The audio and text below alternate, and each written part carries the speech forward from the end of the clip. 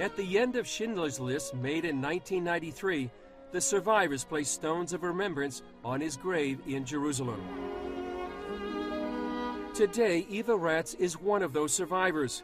As a young child in 1945, she was number 201 on Schindler's List.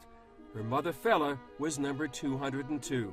Every time I come here, I am very moved, really, because he's my survivor.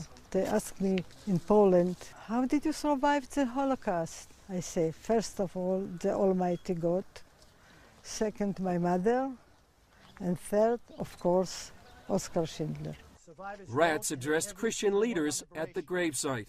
I loved Mr. Schindler, Herr Director. All of us loved him. An angel of mercy, really. We knew exactly what he's doing and how difficult it is to do it.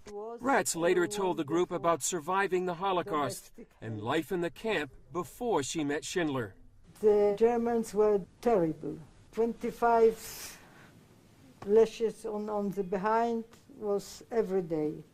They hang people in the Appelplatz every 2 days, with no reason. I think that Hitler and the Nazism really convinced them that really they are not human. These Christian leaders came as part of a seminar hosted by Yad Vashem and the Museum of the Bible. Yad Vashem here in Jerusalem is dedicated to preserving the memory of the Holocaust for future generations. It's also committed to educate this present generation about the dangers of anti-Semitism and remaining silent in the face of evil. We think about the Holocaust, the church was silent. We don't have to be silent today. Susanna Kokkonen leads the seminar for Christian leaders.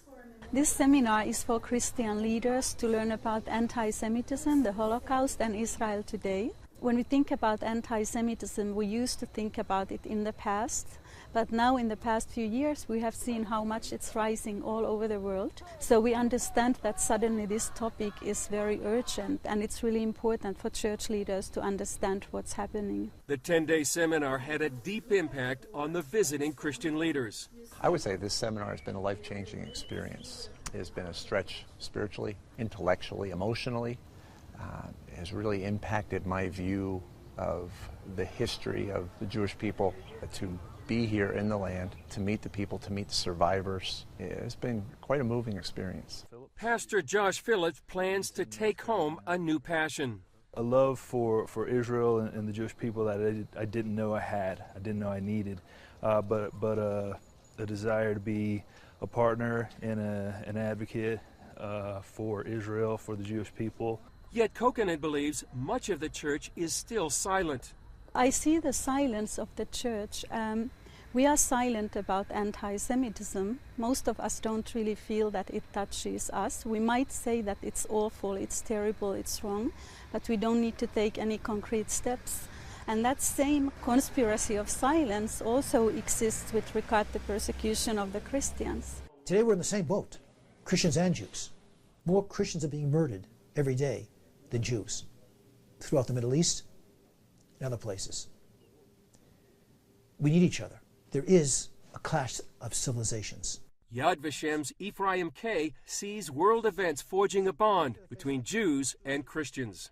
We both have to work together because this is something that affects us all. And we have to know what the dangers are in fundamentalist, radical, extremist Islam.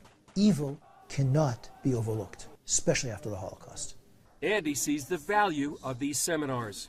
When we come in contact with these evangelical pastors, it gives us hope. Israelis, as Jews living here in the Middle East, we're in a tough neighborhood. It's not easy, but they give us a lot of support, a lot of optimism, which is important. And they embrace us and we embrace them. It couldn't be better. Ratz agrees. I want that everyone will know what Schindler was. Schindler was not a Jew, he was a Christian, and I'm sure that many Christians, maybe they will do the same. I believe in the Christians. Chris Mitchell, CBN News, Yad Vashem, Jerusalem.